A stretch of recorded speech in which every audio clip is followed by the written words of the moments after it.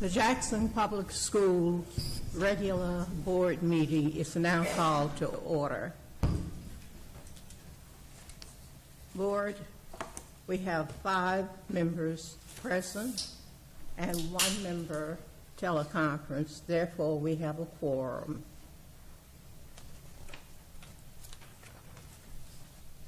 We have all had an opportunity to review the agenda. Is there a motion to adopt it as printed? I move that we adopt the agenda as printed. Second. Been moved by Dr. Harrison, second by Trustee Frank. All in favor? Aye. Are there no nays? Aye. There being, thank you, Ms. Thompson.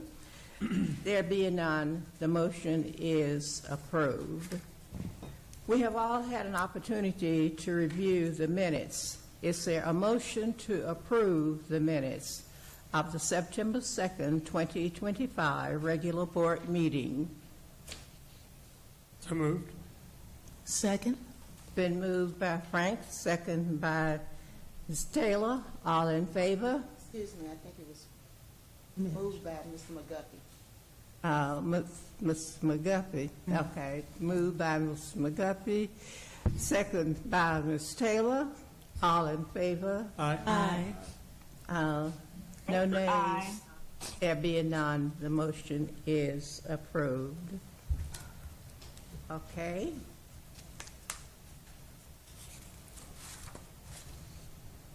Now the superintendent's remarks by Dr. Green.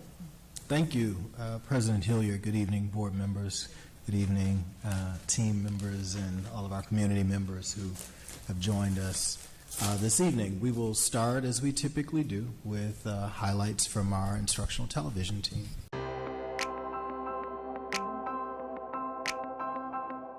And this is an opportunity to share, to learn, and to ask questions. All across JPS, classrooms paused for a day of growth and collaboration. We want to focus on strengthening our capacity as teachers. We want to focus on adding to our tool belt. Educators came together for Professional Development Day, sharpening their skills, sharing strategies, and discovering new ways to reach scholars. Today we're working with deans, distance learning facilitators, and also interventionists with monitoring scholars in our virtual platforms toward completion. In ways that we can actually incorporate AI within our writing lesson. Why do you use those strategies? And what outcome do you typically see? Our teachers are already skilled or advanced, but we just putting the finished polishing on them just to help them even more. Ask questions, feel comfortable, and get a chance to talk with other teachers around the district so that we can get some skills and some strategies rolling that may help other students in Jackson, Mississippi. We have not only mastered challenging subjects, but also shown the discipline and resilience it takes to succeed. JPS celebrates academic excellence with the Advanced Placement Awards celebration. I've had friends learn how to express themselves and represent themselves through papers and research. I've had friends gain confidence in themselves and their intelligence. The event honors scholars for their hard work in AP courses, recognizing achievement, commitment, and the promise of future success. Continue to reach for your best. Continue to take the hard courses. Continue to challenge yourself. You push yourselves beyond your comfort zones and demonstrate a commitment to academic excellence that will serve you well in college and beyond. Clausell Elementary welcomed first responders for an inspiring career day. JPS PD, JPD, firefighters, we have medical professionals here as well, letting them know that you have people from many aspects that are concerned about your safety, and you can grow up to become one of these people. The day opened doors to future possibilities while showing the vital role first responders play in keeping us safe. The career of a first responder is demanding, but it's rewarding because you get an opportunity to serve the community. We took time out to speak to the kids, to let them know that we're here to serve them, to give them a little information about what it is that we do on a day-to-day basis. They know that learning goes beyond the classroom. It just shows them you can still be impactful in your community beyond when you're a student. Please visit our website at jackson.k12.ms.us. Follow us on Facebook at Jackson Public Schools, on Instagram at JPS Student Voices. Follow us on X at JPS District, Comcast, channels 18 and 19, and YouTube at youtube.com/JPSITV. Thank you to the ITV team. Appreciate your work there on that video. Board members, as part of our commitment number 2, it's the talented individuals and teams commitment.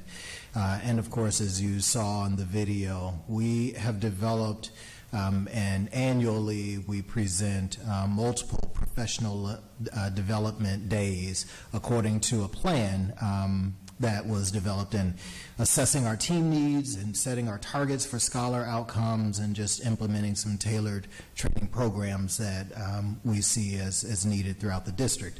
As highlighted again in the video, the Office of Teaching and Learning hosted with us a full day of professional learning, professional development on Friday, September the 12th. The professional development remains a real cornerstone of our success, the progress that we've made to date, and providing educators and other team members with valuable opportunities for growth and strengthening our collective capacity as a district. Our team has really excelled in developing a robust menu of options that help to address the individualized needs of our team members, as well as the trends that we've seen and that we're tracking across the district. For this school year, the 25-26 school year, we've lifted up 3 big rocks. They're increasing and improving scholar writing across the content areas, developing or further developing our internal capacity for coaching to ensure that we're always learning and developing. And then the third one is improving customer service through timely, accurate, consistent, and empathetic communications. Those are 3 big areas: writing, coaching, and communications as a part of our customer service effort. Those are 3 big rocks that we're lifting up this year, and I'm thankful that already at this point in the year we've seen lots of evidence of expanded writing opportunities for our scholars, and more intentional writing instruction for our scholars, as well as throughout the district, signs of our increasing our capacity. And so, of course, on the PD day, we've seen many of our JPS team members leading the learning opportunities, leading sessions, and coaching and supporting one another to grow our brains and our skills. And of course, our continued work, as you all know, as a school district, lots of work needed around communications, but our team is diving in. You've already supported us with some of the tools to increase and improve our communications around our services to families and to scholars and team members. And so just excited again and appreciate all of the work that has gone into those professional development days. As you might imagine, it's a huge undertaking. Huge. It's like a mini conference for a day, and there are sessions all over the city. You can go to some schools and there are sessions all over the place for this group and that group, this group of teachers, 3rd grade teachers, algebra teachers, music teachers, on and on and on. Lots of big work that's being lifted up in that way. And so if you would, please join me in thanking the team for all of their work around the professional learning and developing that. We really appreciate Dr. Cormack and, of course, Dr. Smith, who leads the Office of Teaching and Learning, and all of the folks throughout the district who lend their talents and skills to ensure that those days are powerful. Lots of smiles. Which is nice on a professional development days. So you could risk the chance of seeing a lot of grimaces, a lot of frowns, but there are lots of smiles and people clearly appreciating the time.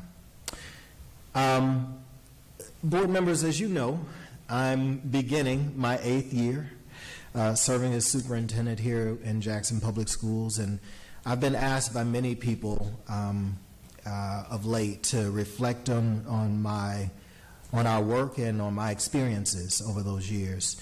while I'm very, very proud of the progress we've made, I certainly acknowledge that there's much still to be done.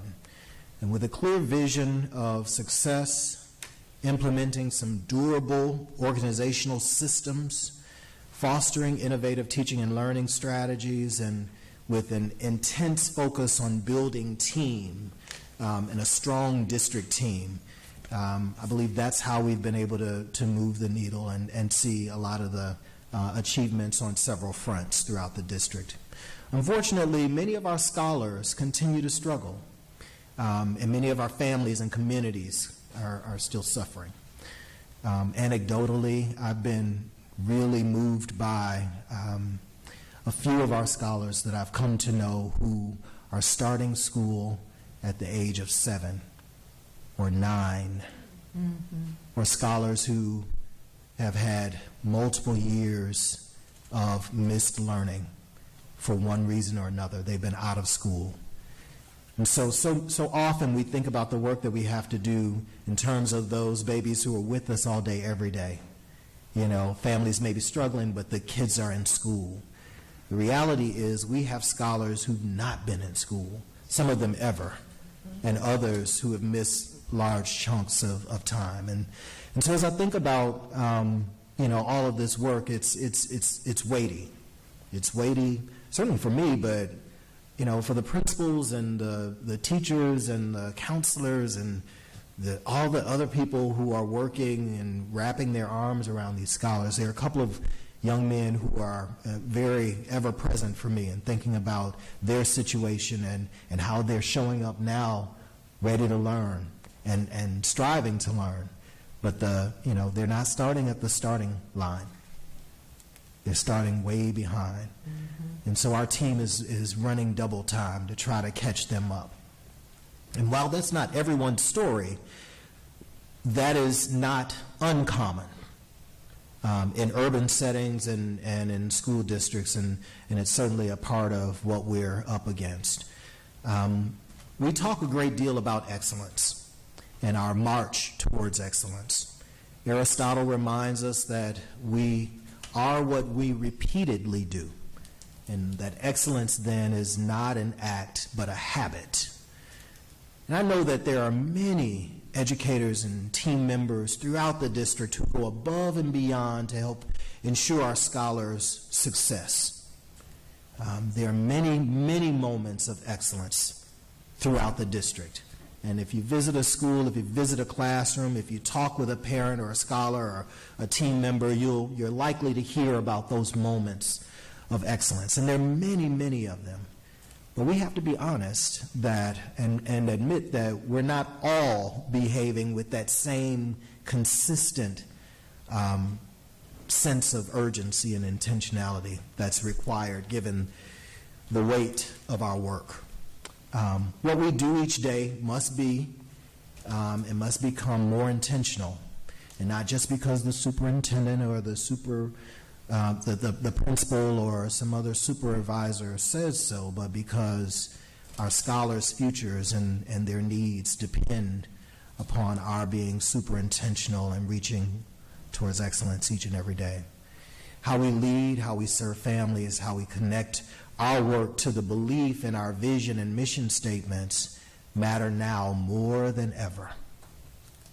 We've been able to move our district up from that F rating and up from the D rating to the C, and that's been a feat in and of itself. And to maintain that over time, that's been a feat in and of itself.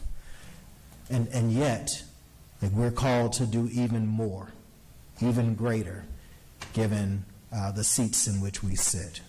And so this is a call to action for me, for us, for you board members, our community members, all of those who care about our children.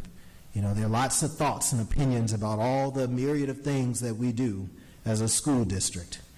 And there are those who, in addition to their thoughts and opinions, roll up their sleeves to do something about the thing that's within their grasp, not just what Eric should be doing or what Principal X or Teacher Y, but what they can do.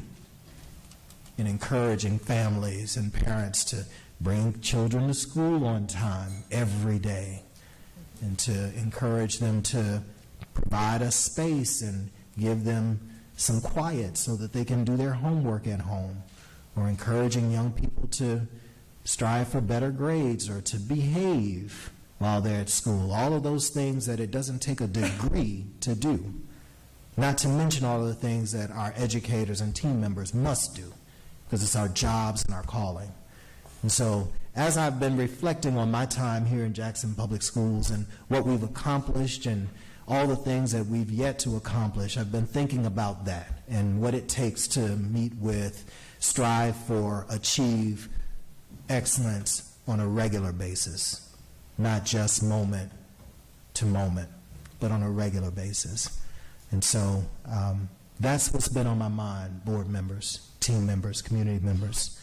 And for all the things that we'll get wrong, all the things that people can call out that we need to do differently or better, focusing on those things that we know have to be done, not just would be nice to get done or do, the things that have to be done to ensure that our babies get what they need. So I wanted to share those thoughts and reflections with you as I've been asked by others throughout the community, and just want you to know that we're locked in. We're focused. We're not always there, but we're absolutely striving towards that, and know that now is the time to achieve it. That concludes my remarks this evening. Thank you.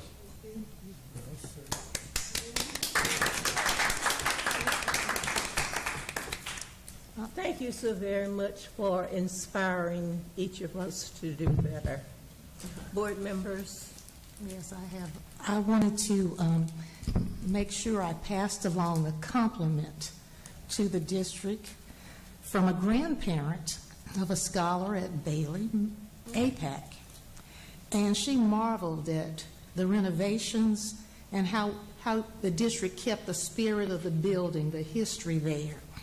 And as her granddaughter took her through the school, she said what she marveled at most was this young lady was excited and she was enthusiastic. And she said she had to show her grandmother every part of the building, including the cafeteria. And she said she looks forward to coming to school every day. She wanted to thank the district for really doing that for Bailey. She said she has not seen that spirit in her granddaughter in a while, and I had to pass that on. Thank you for that. Yeah.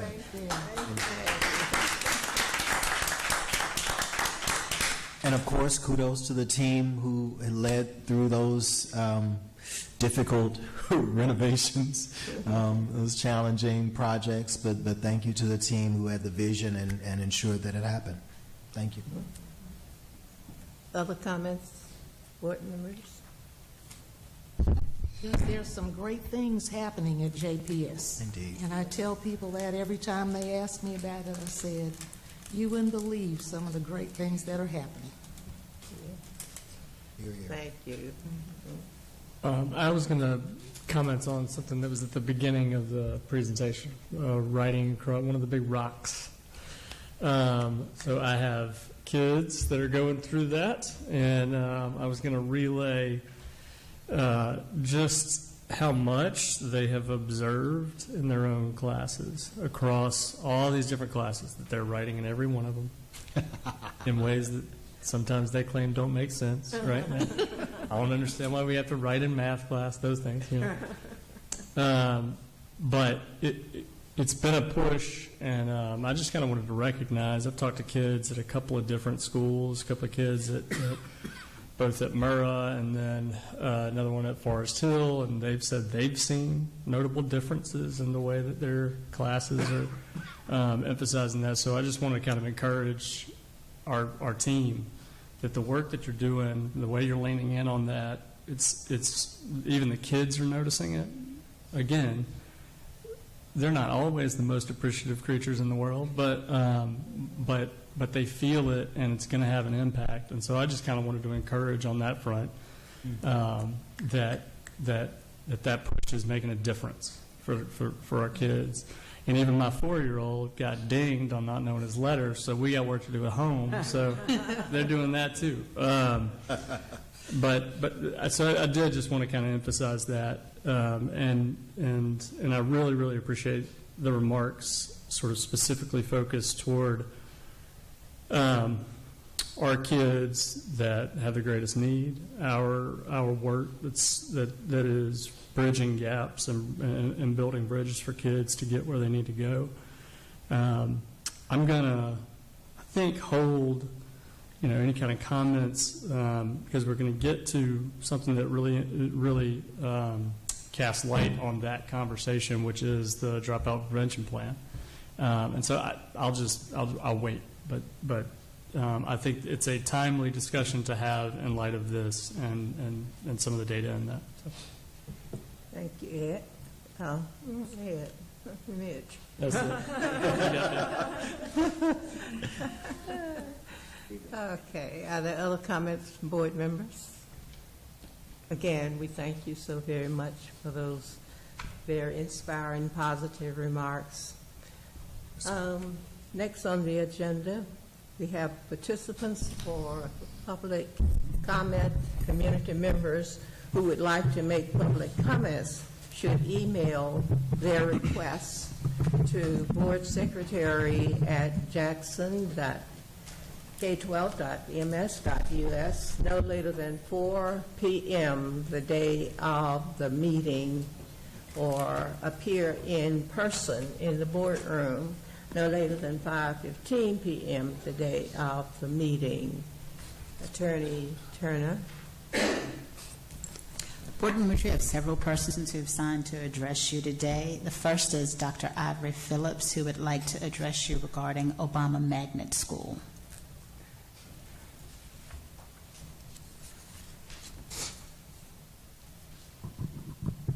Good afternoon to the board members, superintendent, administrators, ladies and gentlemen. I would be negligent if I did not say that I regret the closure of the facility on Congress Street. But now, having said that, I would also say that I'm moving forward now to offer what I consider a friendly proposal. And that proposal is that we rename what's now Northwest Middle School Obama Elementary and Middle School. I think that that's something that needs to happen, because as I go out there now, I'm told that the program and people are there, but there's not even signage that says, oh, Obama Elementary Magnet School is here. So I think we need to make that change for that reason. I offer this proposal on the one hand because to me it's also a matter of racial pride.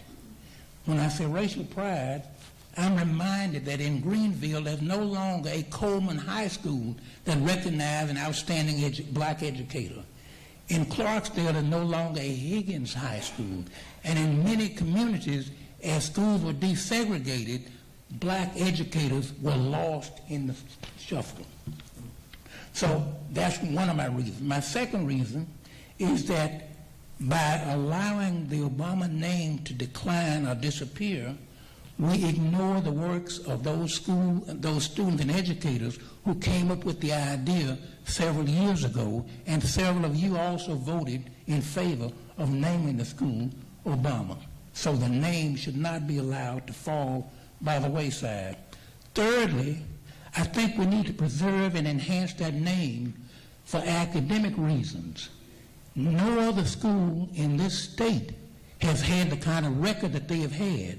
So that name needs to continue to be out there to remain in the memory and minds of educators and this entire community. Right now, I have nothing against Northwest Middle School as a name, but I think just name it after a direction is not enough. And it also reminds me that right across the street from that school is Presidential Hills. So it easily fits in that Obama fits in with the Presidential Hills community. There's no good reason to reject the proposal, so I hope you'll take the high road and name it Obama Elementary and Middle School. Thank you. Thank you.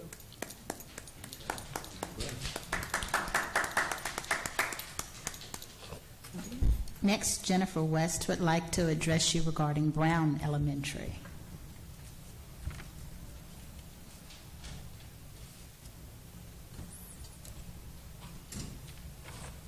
Good afternoon, Dr. Green, board members.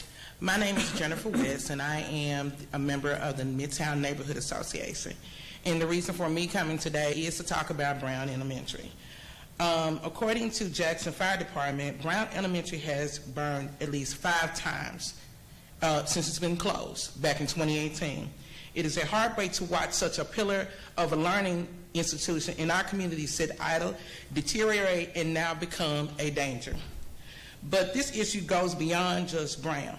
It raises the question about all of our closed schools. And these are some of the questions that we have. I know we're not going to get responses tonight, but we just wanted to put that out there.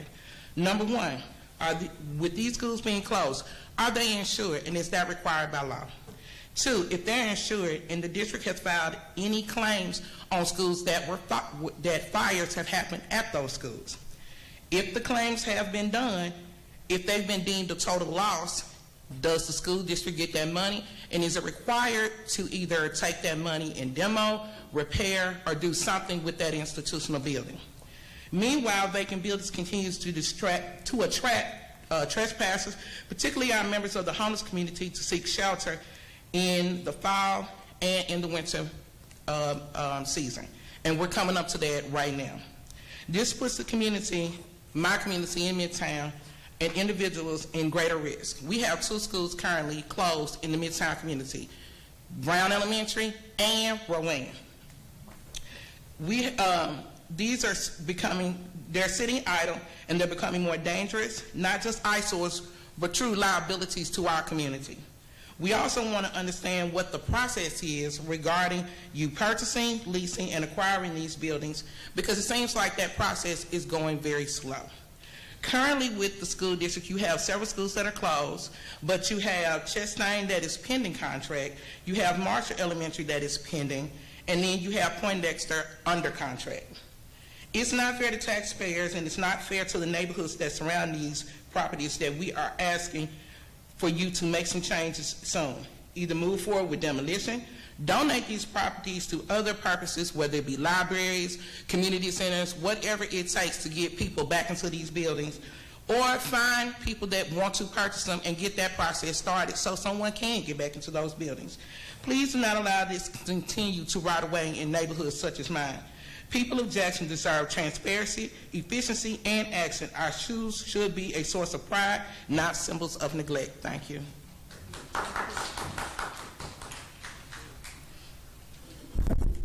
Next, Erin Shirley Ori would like to address you regarding data centers and how they impact the water source. Before approving a data center, know where the water to cool the center will come from.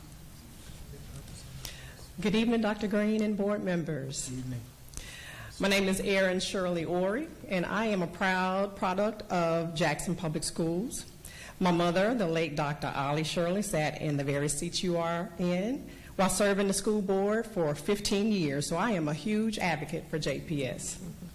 I come here to talk about an item I am pleased to not see on the agenda: the Jackson Public School Board's power to authorize the use of a former Entergy site for yet another data center in Jackson at the peril of JPS children and families. I urge the board not to play a role in approving this matter before making sure we know where this water comes from and how it would affect our water supply, considering the compounding negative impact such a development will have on our community. To my understanding, there are many different types of data center cooling technologies, and a single data center can even use multiple types of combinations to cool its servers and buildings. A hyperscale data center using evaporate cooling, the most common type, can use between 1 and 5 million gallons of water per day, roughly equivalent to the use of 12,000 to 60,000 American homes. Other cooling methods like air cooling and closed loop liquid cooling can use much less water but may need more power, which, if gas, while using significantly less water than coal, still uses a lot of water. And much of the data center water use is drinking quality water. So if you've read the news or seen on TikTok, you might be reading about the role data centers are playing in causing stress to water resources and systems across the country. And as you remember well, in 2022, the largest water treatment plant in Jackson, Mississippi failed, leaving 160,000 people along with our schools without safe drinking water.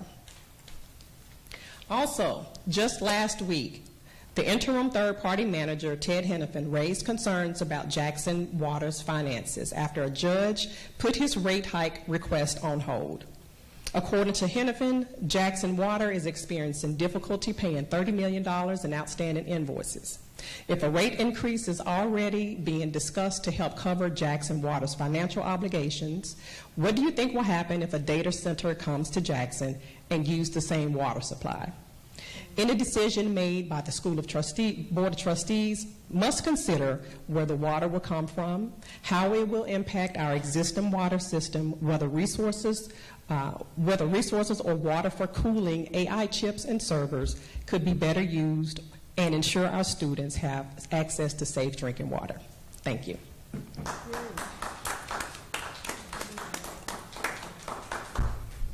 Finally, and board members, I'm going to apologize to the participant if I mispronounce the name, Imzi Lucada, who wants to address you regarding curricular suggest financial literacy.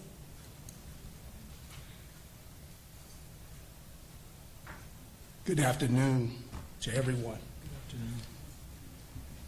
I don't know if you guys are old enough to remember the 1968 Olympics, but there was a gentleman, two of them, that gave what is referred to as the Black Power salute. And a few years after they gave that salute, one of them, a brother by the name of Tommy Smith, was asked about regrets.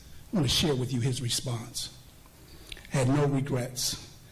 I had no regrets. I have no regrets. I will never have any regrets. We were there to stand up for human rights and to stand up for Black Americans.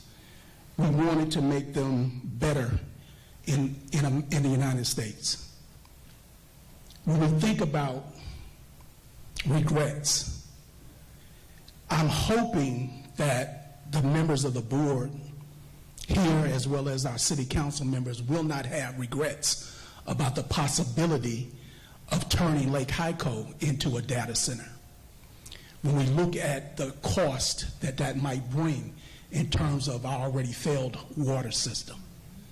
At the same time, I'm hoping that we have no regrets about not teaching our students about financial literacy. One of the major problems that our students have is not being able to manage the meager resources that they have, not just the students, but the families. And so we have to begin to put our students in a position where they recognize the importance of being able to manage resources, be they financial or human resources. And financial resources would be a tremendous help in terms of getting our students in the mindset of thinking about their futures.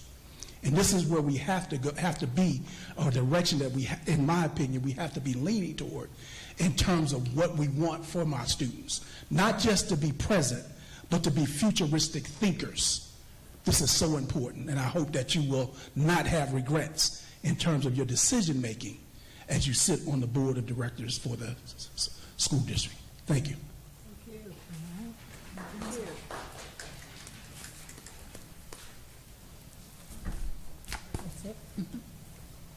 Thank you for your comments. Board members can be reached at our email addresses on the JPS website. Next, we have the information-only items. A review of agreement between Kroger and the Jackson Public Schools, and that is Ms. Purnell.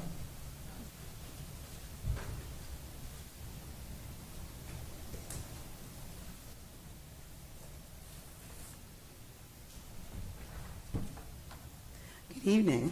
Evening. President, Mrs. Hilliard, the board members, Superintendent Dr. Green, colleagues, and JPS family. The administration recommends that the Board of Trustees approve continued use of the Kroger private label food charge card for small dollar food purchases across the district. Since 2014, the Jackson Public School District has utilized Kroger private label card to support food purchases for small events and operational needs. Recent guidance from the Mississippi Office of the State Auditor, as outlined in the Mississippi Procurement Manual, Chapter 10, Section 10, 112.03, requires governing boards to formally approve the use of merchants' specific credit cards. The regulation states, governing authorities desiring to obtain a merchant-specific credit card shall submit to their governing board for approval written justification for the need of a merchant-specific credit card. Approval of such action shall be placed on the minutes of the board of the governing authority. The action is being brought to the board in accordance with this requirement. The card will be used in compliance with the standard district purchasing policies and procedures. All purchases must be pre-approved through the requisition and purchase order process.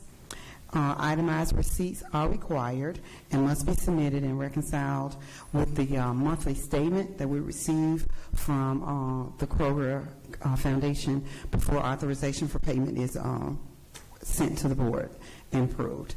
These internal controls ensure appropriate use and financial accountability.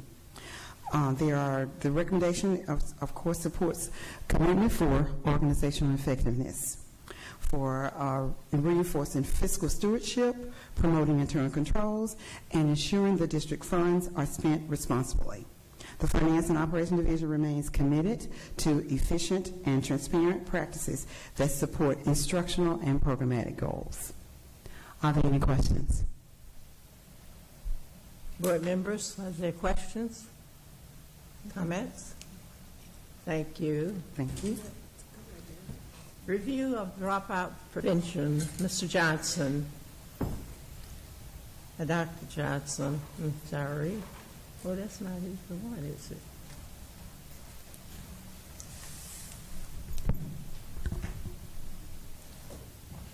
Good evening, board members, President Mrs. Hilliard, board members, Superintendent Dr. Green, and the JPS community. Tonight I will be presenting the Dropout Prevention Plan for 25-26 school year. It is a co-effort alongside of Mrs. Marshall Thomas, Assistant Superintendent of High Schools, for this year. We do root everything that we do in our vision and mission, core values and commitments listed in our strategic plan. The purpose of the presentation tonight is to provide a brief overview as well as share in the vision, mission, and core values and commitments listed in our strategic plan. We do emphasize our core values and commitments in all of our work as well. The purpose of the presentation is to provide a brief overview of this year's plan, highlight a few updates, and summarize our key strategies used in our restructuring plan. Some of the goals that we have set in our plan include in accordance with our state law, is to ensure that each high school with a graduation rate that's less than 85% has a board-approved graduation restructuring plan. Some of the goals that we have set in our plan include reducing retention rates in grades K through 2, identifying and targeting subgroups and that need additional assistance meeting requirements, developing initiatives that target scholars ages 17 through 21 who have dropped out of school, and addressing the transition from juvenile detention centers back to the school district. A review of our data from 23-24 school year to 24-25 school year shows the district-wide decrease in discipline incidents by 45.6% and an improvement in retention rates in grades K through 2. We are still awaiting for our MDE regarding chronic absenteeism rates for our 24-25 school year. So upon the release of that data, we will definitely update our plan and recalibrate our goals.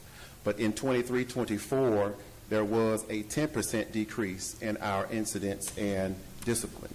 And then again for 24-25, 45.6% decrease in our discipline.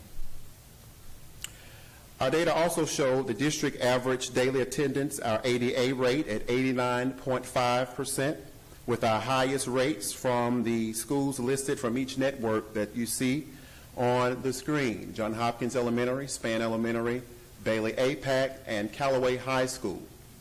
And we know that our district goal for our ADA is 95% or higher.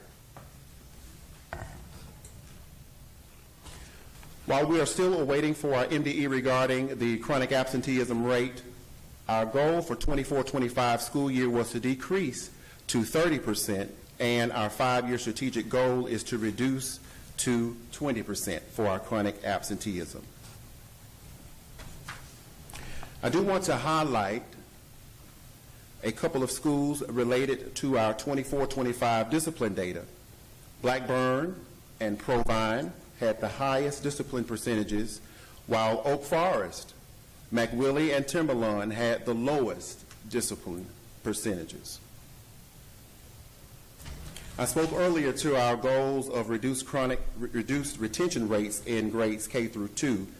We met and exceeded our goal for the 24-25 school year. We also met and exceeded our goal to attendance rates for the 24-25 school year. We did have some fluctuation in our graduation rates at our high schools. Callaway, Forest Hill, and Jim Hill saw increased graduation rates, while Lanier, Murrah, and Provine saw decreased graduation rates. Overall, our district dropout rate did decrease. 5 high schools met the 85% state requirement graduation rate, so we do celebrate our high schools. We also saw fluctuation in our graduation subgroups. For our high schools, Lanier, Forest Hill, Jim Hill, Murrah, and Callaway had lower percentages of dropout rates, while Provine had a higher percentage of dropout rates. We are making some shifts in our restructuring plan for Provine, which include a greater emphasis on benchmark review, parental engagement, ongoing professional development, and collaboration with the dropout team to include family visits and attendance support.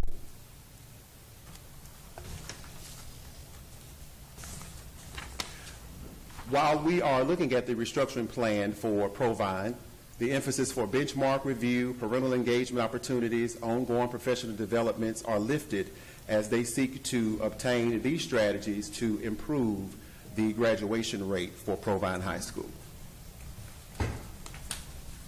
Additionally, we are working with our community partners to meet our goals while working with KISA K-12 dropout team to re-engage families and increase registration. Our team confirmed that there were 224 families identified. Of those 224 families, 115 started registration for their scholars, and 78 completed registration and showed up to school. Additional tools include school status, which will help communicate intervention and other supports with our learners, and collaboration with our McKinney-Vento team to assist in Blossom apartment projects, which we spoke on a few meetings ago, and we're still lifting that up to celebrate that. And we're continuing the success story of our scholars to making certain that we as a dropout prevention team work together to increase academic performance for our scholars. How can we continue to tell the story? Every scholar who graduates strengthens the future of Jackson. Behind every cap and gown is a scholar with a bright future and team working with each scholar to help showcase the gifts that are embedded within them. We want to exhibit that every scholar has someone tied to them to coach towards success. And we believe that although every scholar has a number, that number doesn't count who's in their corner. Thank you. Before we take questions from board members, you want to just take a moment and explain what is chronic absenteeism? You spoke a bit about discipline, so can you explain what chronic absenteeism is, what's captured in that? In chronic absenteeism, while we have 180 school days, a scholar is chronically absent if they miss 10% of the school year, which is at least 18 days or more. So a scholar can reach chronic absenteeism percentage in month 1 of school or in month 9 of school, which is May, the end of school year. So we're targeting chronic absenteeism at the beginning of the school year to make certain that those scholars that do reach that 18 days or more, we target them to make certain that we have plans in place to make certain that we can definitely target skills and opportunities and strategies to make certain that they're present for school each day. What's included in those absences? It could be sickness, it could be doctor's appointments, it could be relative to transportation issues, parents that we have to make certain that we're reaching out to if they're missing 3, 5, 10, or 12-day thresholds. Those are the students that we then target for home visits to re-engage them so that they can return to school and be present each day. Discipline? Okay. Board members? Suspensions? Yes. Suspensions are part of the chronic absenteeism rates as well. Which is why we talk about the discipline work, because if that's included, since that is included in the chronic absenteeism, obviously we don't want to be the cause, well, not the cause, we don't want to aid in these spiking numbers by, more and more suspensions. So that's got to be a part of the work. It's a balance that you got to strike there. Board members, comments, questions? Thank you, Dr. Johnson. Real quick, I just wanted to I'm lift sorry. up the, just for the community's information, there was a question asked among the board members, and we got an answer. So I would appreciate if we kind of went through some of that just so everybody else hears that. I didn't ask the question, but I'll read it. The question that got asked was, what structures are in place to facilitate planning, data sharing, and collaboration with the Provine feeder middle schools, especially the 8th grade teams? So it's looking specifically at Provine on the restructuring plan. Yes, we did receive a response to that. The assessment and map information that is shared with high schools for overage data is shared via early warning system, and amongst interventionists, dean of students, coaches, counselors, and incoming 9th graders to tier scholars academically and behaviorally for instruction. And this is received throughout the school year and is shared across the year. And Mrs. Marshall Thomas, who was also a part of that, will assist with that. Good evening, everyone. So just to add to what Mr. Johnson has shared, so the feeder patterns have been working collectively to develop the restructuring plan. That includes the middle school, elementary, and the high school. So the restructuring plan was created collectively. And so we understand that dropout prevention doesn't start in high school. It starts actually in elementary.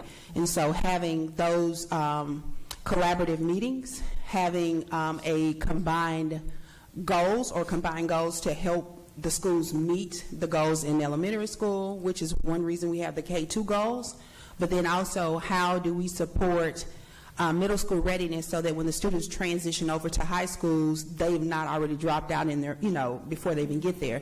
So working with early warning system, which is our state model for early identification of potential dropouts.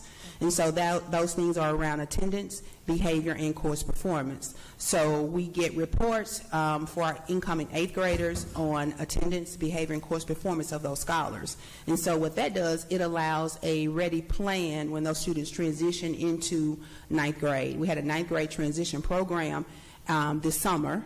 And so as part of the transition program, we addressed a lot of the things that sometimes new 9th graders experience, finding belongingness, really connecting with adults, being involved in extracurricular activities, understanding what GPAs are, understanding what graduation requirements are. So those early things that we can catch with scholars entering 9th grade, we find that those things better position those scholars as they matriculate through high schools. And so Blackburn and Provine are working really, really close together. There are some other initiatives that are being led by Dr. Buchanan as part of our strategic plan that we didn't include in the restructuring plan, but it is in our strategic plan. And those things, too, will help strengthen the restructuring plans as well. Are there other questions, board members, comments? I don't have other specific questions. I did just want to kind of take half a beat, like I alluded to earlier. I'm always a start positive person. We had a number of schools hit the 85% that weren't there last year.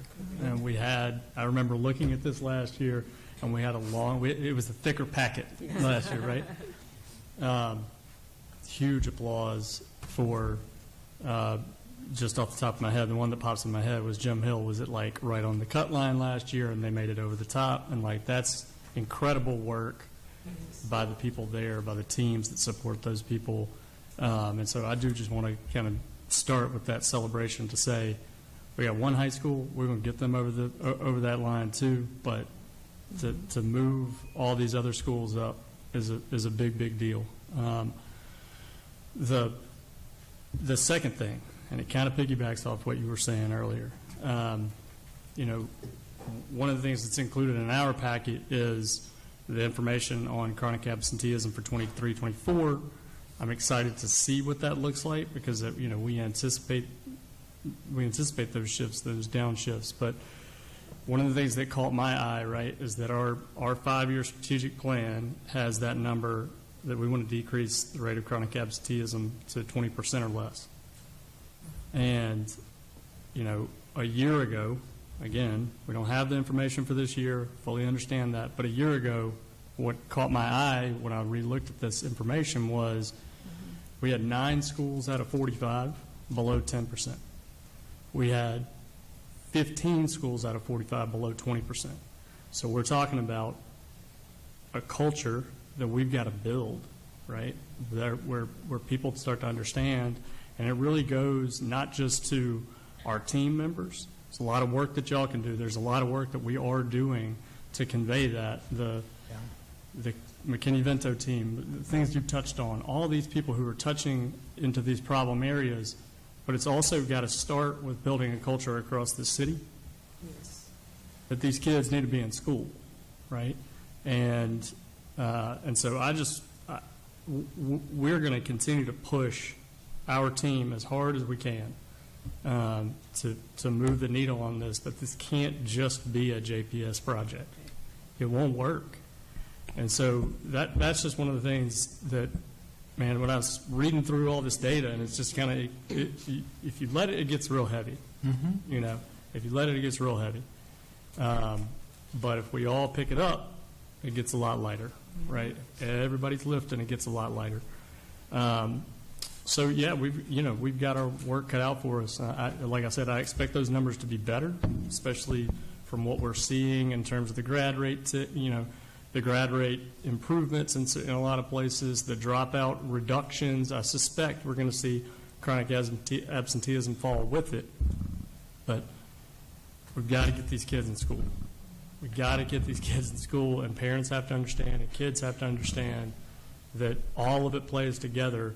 And you don't learn if you're not there, and you're more likely to keep staying out. Once you stay out for a week, why not stay out next week, right? And so that's a big old burden. But anyway, it felt worth saying in the middle of this discussion that it's not something that we're not aware of.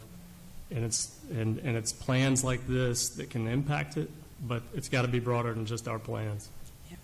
And I do want to flag what you have actually flagged here, Mr. McGuffey. This is actually a nationwide issue. Last week, our Mississippi Department of Education held a chronic absenteeism conference last week that our middle and high schools attended through Johns Hopkins University to help support states to address issues of chronic absenteeism.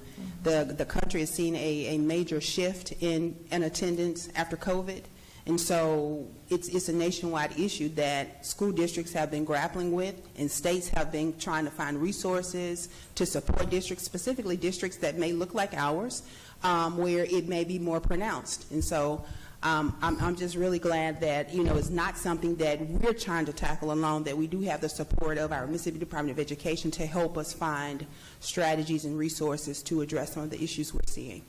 Good. Just a few things that I'd like to touch on just quickly, kind of in reaction, but to add a little more color to this. We are absolutely determined to meet and exceed our strategic goals to ensure that many more of our scholars are in school and are not chronically absent and all of that. I want to make sure that we all understand more deeply what this means.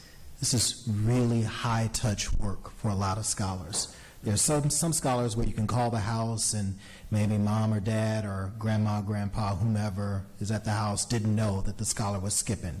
And you tell them and they'll get on it and we're good. The scholar is back, and we're doing our thing. We're humming along. But for a lot of our scholars, that's not reality. So calling the house to tell somebody that little Eric is not attending regularly is not necessarily the thing that's going to get him plugged back in. It's really, really high-touch case management work. Thank you all. A couple of years ago, you approved our deans of students that exist throughout our secondary schools. That's just one role, but that's a huge, a really key role in helping us to case manage and build relationships and monitor and get after young people to ensure that they're in school, let alone progressing while they're in school. But relationships being one of our core values is one that's living out, especially in this work. Our work on various pathways. We hear people flippantly saying, well, we need to stop trying to push all the scholars to college. Not everybody wants to go to college. College is what you hear. College isn't for everyone. Okay, that's all well and good, but you still have to get out of high school. You still have to get out of high school, and in order to do that, there are state standards that you must meet. Even if you don't want to go to college, there's still state standards, state tests, classes that you have to pass in order to graduate. And, again, so this whole argument of college versus trade school, you still got to get out of college to get to either of those, or to work or military or whatever you want to do. And so just calling that out. Discipline is a piece of this. That's why I was asking those questions for clarity earlier. We can't have young people wilding out in our classes, in our schools, and doing whatever they want to do, breaking the rules belligerently, if that's the word, doing what they want to do. We've got to have some sense of order in our schools.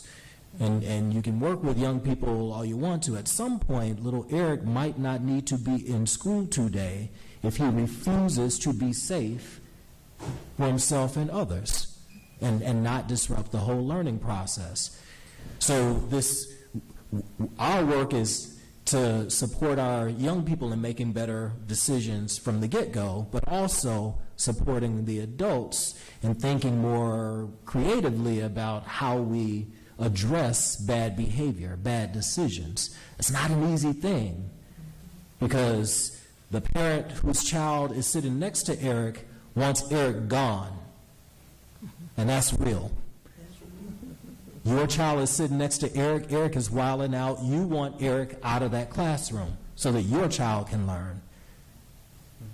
Sometimes Eric's mom or dad can say, hey, Suspend him if you need to. He shouldn't have been doing that. Suspend him.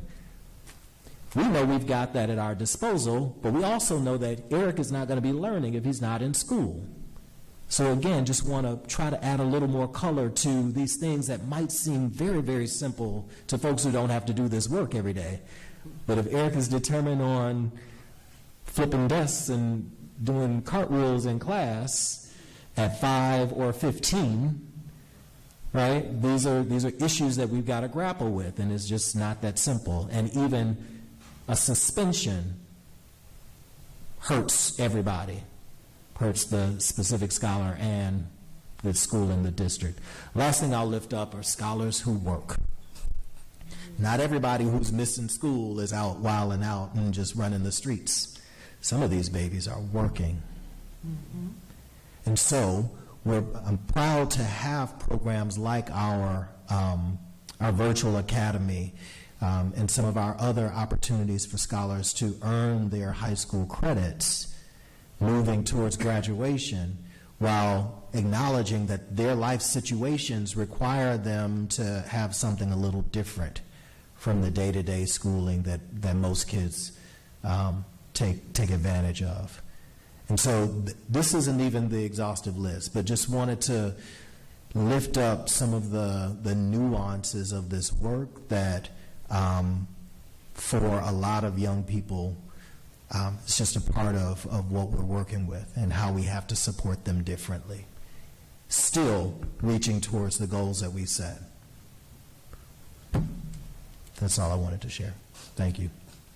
Thank you, Dr. Johnson and Ms. Marshall Thomas. Next, a review of the agreement between Paloma Learning and the Jackson Public Schools, and that is Dr. Cormack.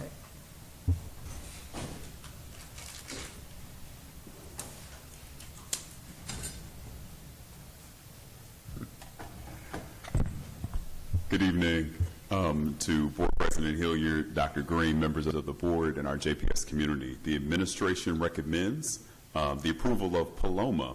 Paloma is a mobile application that is designed to empower parents to support their children's education with just 15 minutes of guided homework help each evening. It guides them through the foundational skills of literacy, and we are supporting the implementation in our early childhood classrooms beginning at pre-kindergarten. Okay. Questions, board members?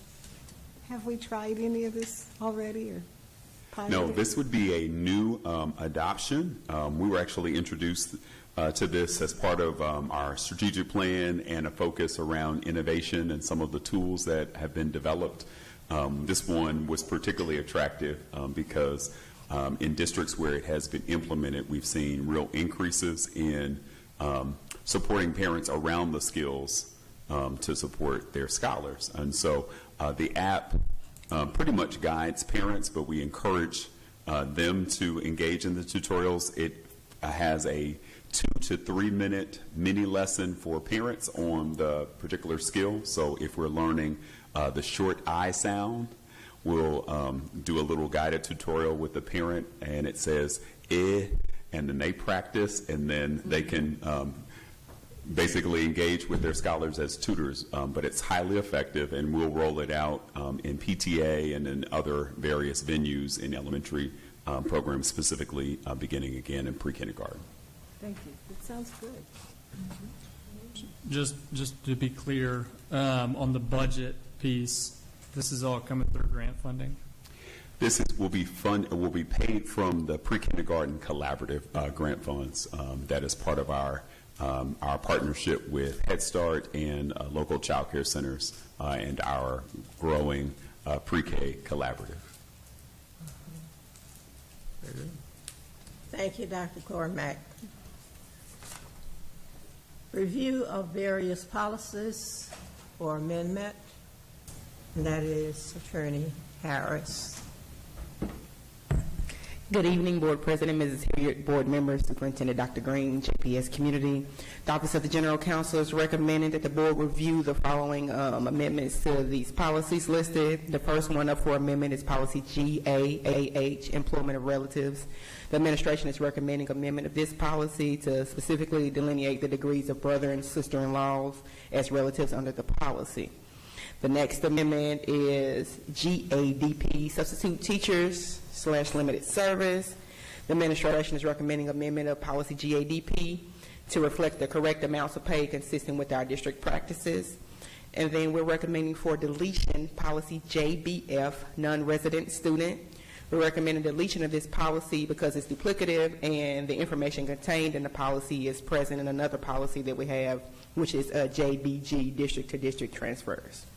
All of these policy recommendations were discussed in our Policy Review Committee meeting on September 9th. The Office of Public Engagement published the recommended changes under policies under review on our website on September the 10th to provide members of the public an opportunity to review the proposed changes and provide comments.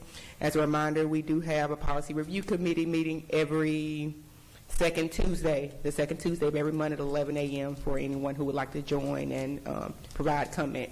Otherwise, once we review them, the policies are posted on our website for the public to have opportunity to review and to comment. Are there any questions? Thank you, Attorney Harris. Board members, questions? No questions. Okay. Comments? Thank you. Next, we have information action items, and I believe approval to purchase workers' compensation.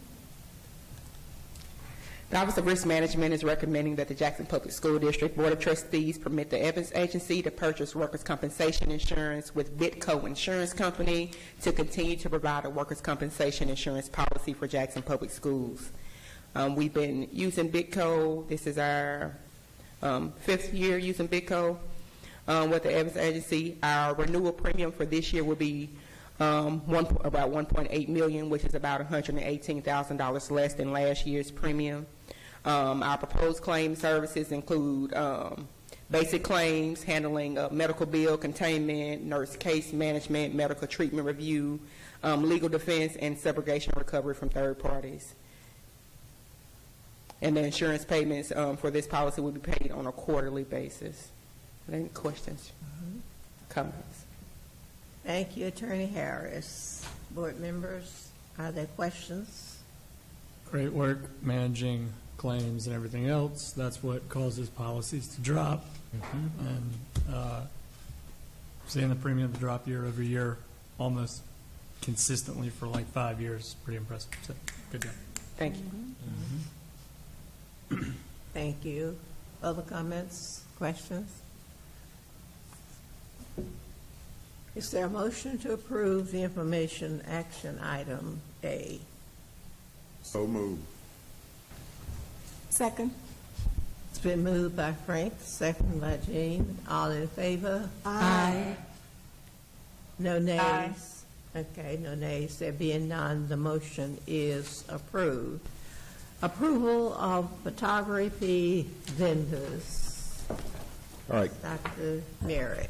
Great evening to Ms. Hilliard, Board of Trustees, Dr. Green, and JPS Community. The administration recommends that the board approves the recommended list of vendors to provide photography services to the various school locations on an as-needed basis for the 25-26 school year.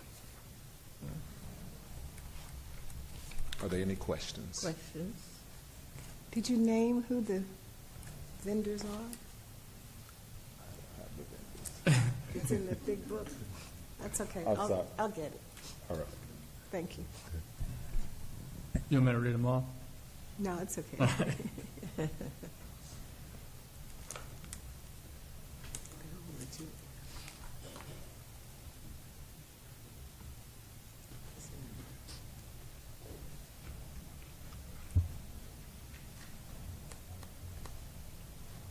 We're good. Did you? Yeah. Did you have a question? No. Comment? Okay.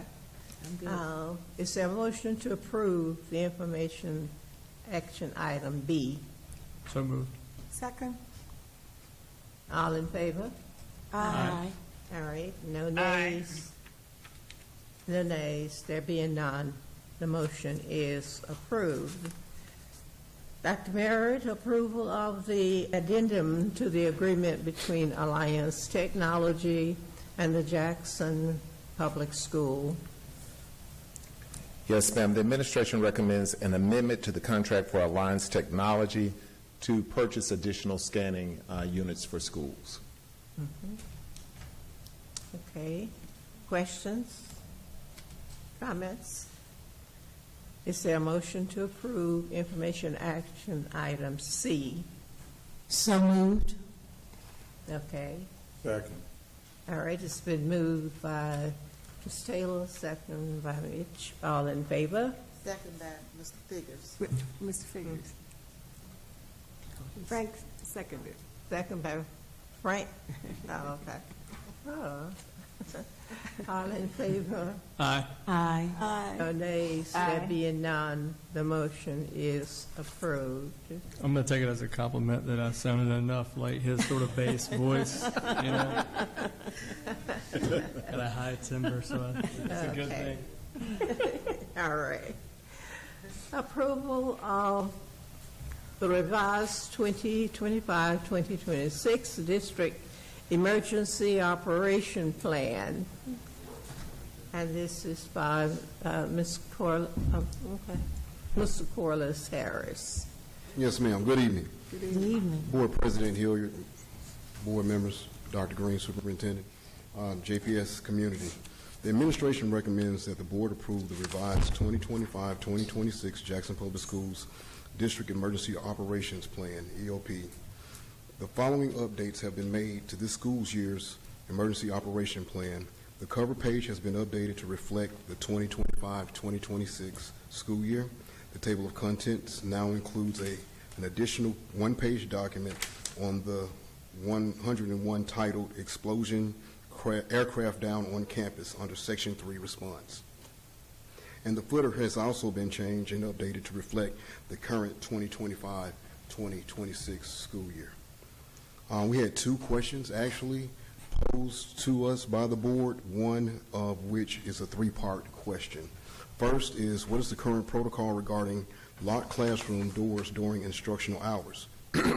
Currently, no policy requires classroom doors to be locked during instructional hours. The emergency operation plan guides the locking of doors during imminent threat alerts such as terrorism, intruders, or critical threats.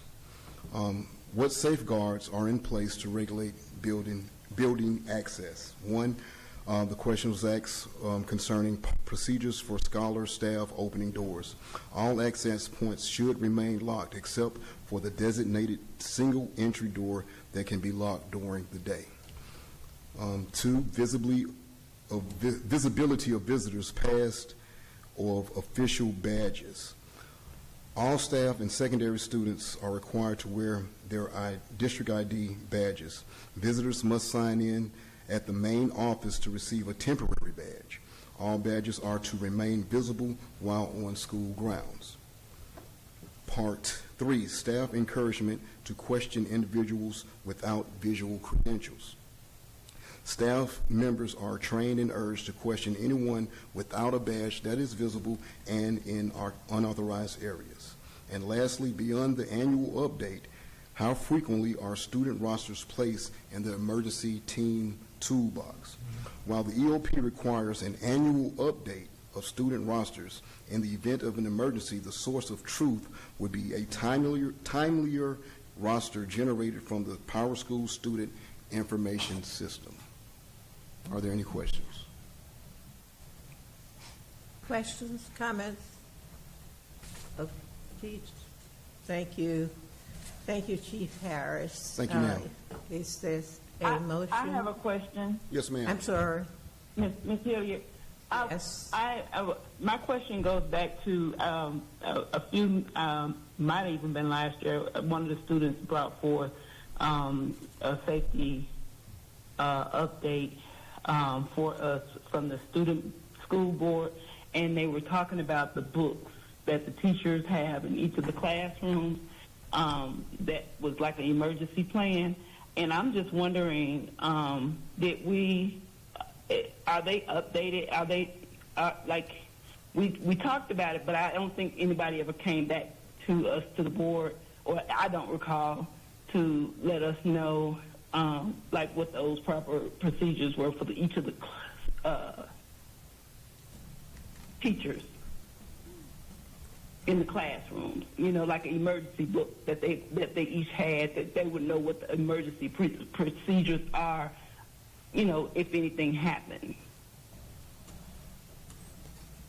So if I'm understanding your question correctly, I'm understanding that the emergency manuals or books that are provided to each individual school, where the school is responsible for creating their own plans, those plans are updated and submitted to us over the summer, and we place those books. Well, first we approve those manuals and place those books in our EOP that are stationed in our offices for the school year. Talk about what happens in schools. Okay. So each of the classrooms don't have like an emergency response book or anything. It's just for each school. No, hey, good evening. This is Michael Cormack. In each of the schools, the school has a plan that's adopted, and then that's shared, and there's professional development, and then there are monthly drills to prepare for various types of emergencies that are implicated in the school-based plan. The school-based planners are important because it has entries and egresses that are specific to the location, but that's the extent of the plan. It lists at the school level.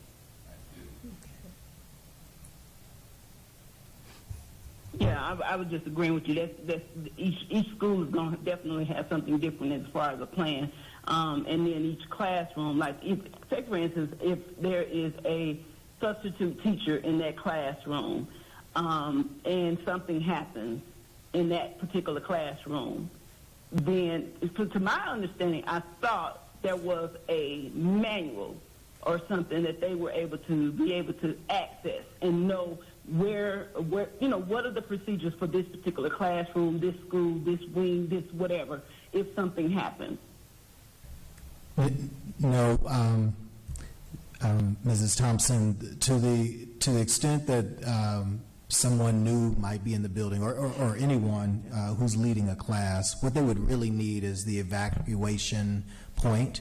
And so that's a sign that typically you'll find in a classroom, a laminated sign that says you're to evacuate here. This is the closest, the nearest exit for you, if that's what's needed.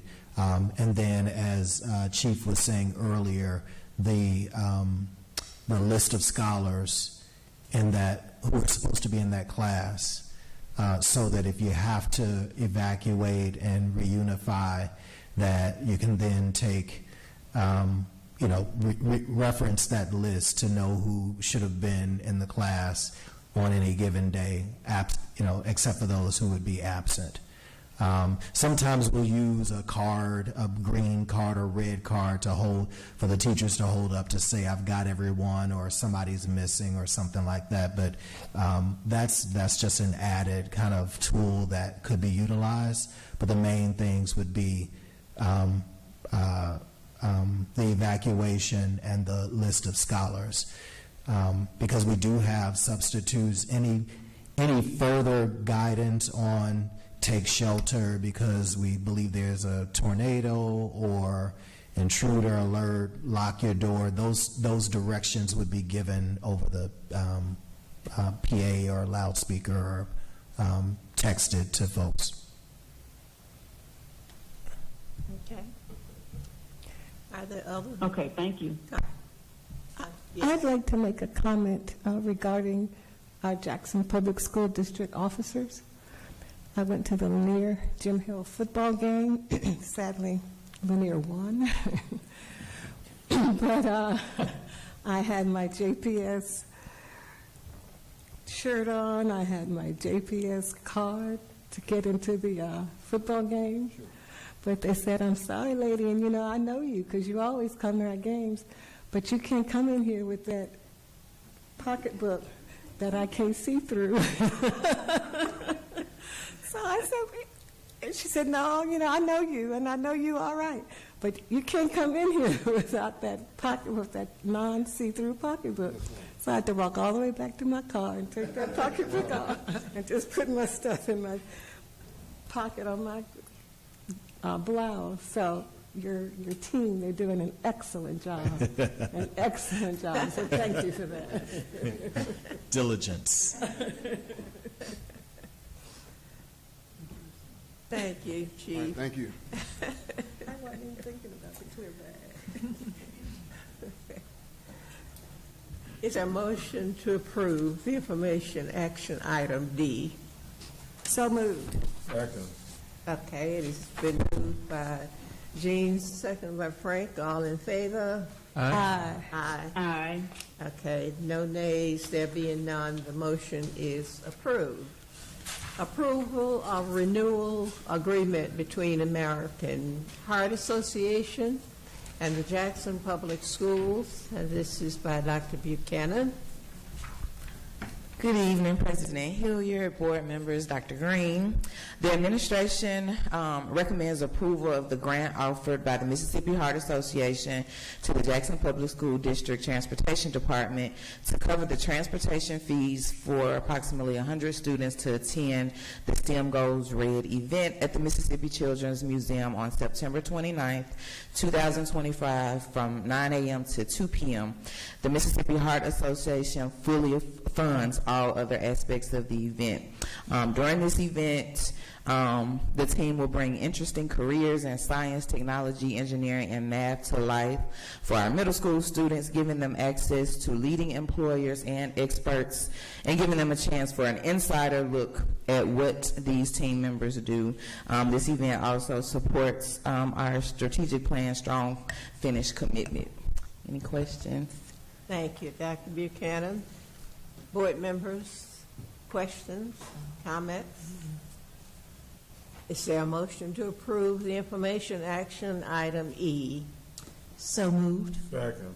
Okay, it's been moved by Trustee Taylor, second by Trustee Jean.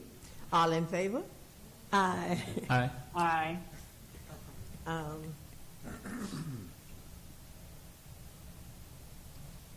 Did you have something to say? It was moved by Frank, not me.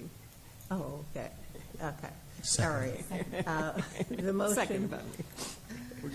All in favor? Aye. Aye.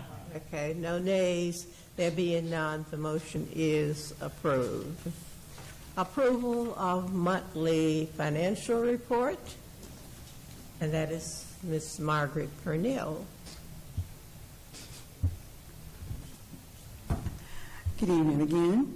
Board President, Mrs. Hilliard, board members, Superintendent Dr. Green, colleagues, and JPS family.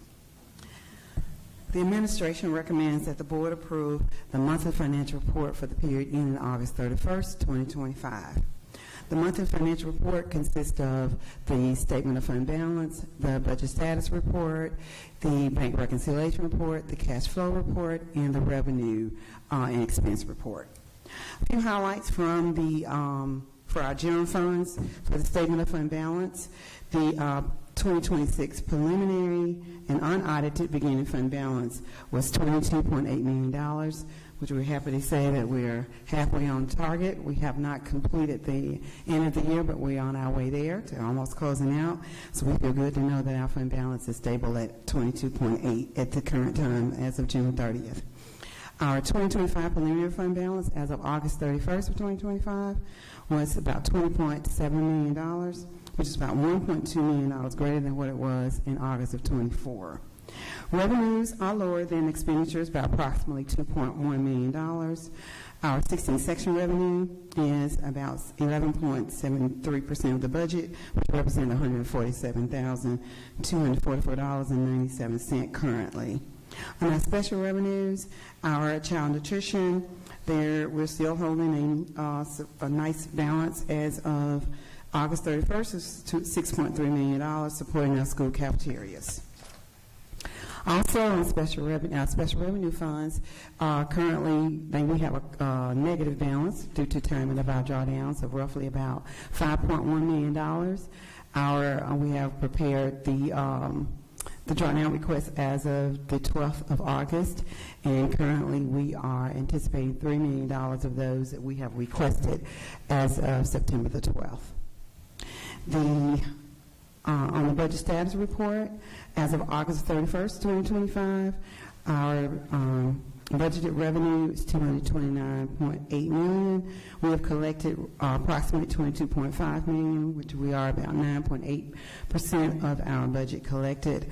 Expenditures of $229.8 in our budget. We have expended about $24.6 million currently as of August 31st, which that represents about 10.7% of our budget. Collected versus expended, as I stated earlier, is $2.1 million, which is expenditures are more than our revenue currently. On our bank reconciliation report, as of July 31st of 2025, all of our district bank accounts are with board-approved depositories, and the bank statements are reconciled appropriately and promptly as of that date. On the cash flow, as of August 31st, 2025, our ending cash balance was approximately about $1.3 million compared to August of 24 of $2.4 million. This is about $1.1 million decrease from prior year's position. From the revenue and expense report and other management key performance, our headlines as of August 31st of 2025, our overall revenues collected is 4.22% less than what it was last year, which is about $1 million. Our overall expenditures is about $2 million less than what it was last year, which represents about 7.5% of that money, none less than at that time. Our ad collections is about $119,000 less than what it was this time last year, and our personnel and benefit expenditures about $6 million more than what it was last year. And as stated, board, as always, this increase is in personnel expenditures due mainly to the required step in grade for our certified staff, along with other personnel increases which was included in the budget for 25-26. Are there any questions? I've got one on the other funds other than 1120. Oh, I forgot. We're running a little over $14 million collected versus expended deficit so far. What's driving that? Well, in that area right now, we are in two different systems currently that we're working on, two different ones. And one thing is some of our reconciling of our federal grants on their expenditure reports on those and their revenue in that piece. So we are working on that and that driven that possibility on that. And also remember that we still have about $3.7 million that we have not kind of collected in our ESSER funds that we're still waiting on to receive in that process as well. But most of it is because of our budgetary expenditures that we're working on, and we're working to reconcile some of those differences. Is it largely a timing function? Excuse me? Is it largely a timing function, or is that just something we haven't actually sought the revenue at all? On this one, on the revenue side, on this one, I just think that it's just it's expenditure piece done where the revenue just need to be corrected on our side from when I was looking at the report.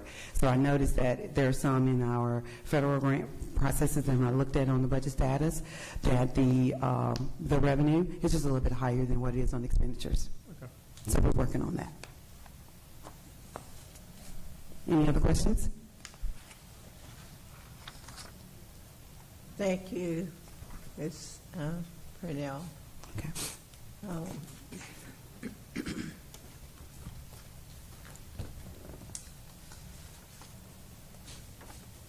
Motion.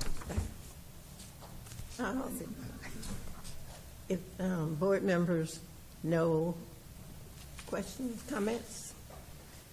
Okay, if not, is there a motion to approve the consent agenda finance? I'll make a motion that we approve the monthly financial report. Okay. I'll second. All in favor? Aye. Aye. Okay, there are no nays. There being none, the motion is approved. The board has previously, did I turn to first? Well, okay. Next, we have consent agenda items, finance. The board has previously reviewed all the consent agenda items for finance, and we have had an opportunity to ask the questions of the administration. Are there any further questions? If not, board members, is there a motion to approve the consent agenda finance?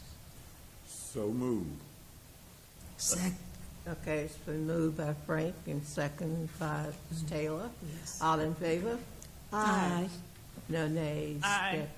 There being none, the motion is approved. Next, we have consent agenda items, general. The board has previously reviewed the consent agenda items for general, and we have had an opportunity to ask the administration questions. Are there any further questions? If not, board members, is there a motion to approve the consent agenda general items? So moved. Second. Been moved by Mitch, second by Taylor. All in favor? Aye. Aye. No nays? Thank you. There being none, the motion is approved. Next, we have the consent agenda items, personnel. All of the consent agenda items, personnel, have been reviewed by the board previously, and we have had an opportunity to ask the administration questions. Are there any further questions? If not, board members, is there a motion to approve the consent agenda personnel?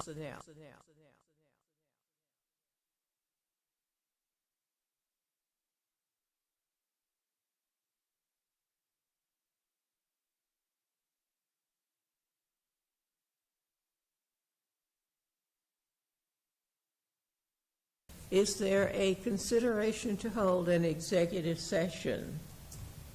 Yes, ma'am. Yes?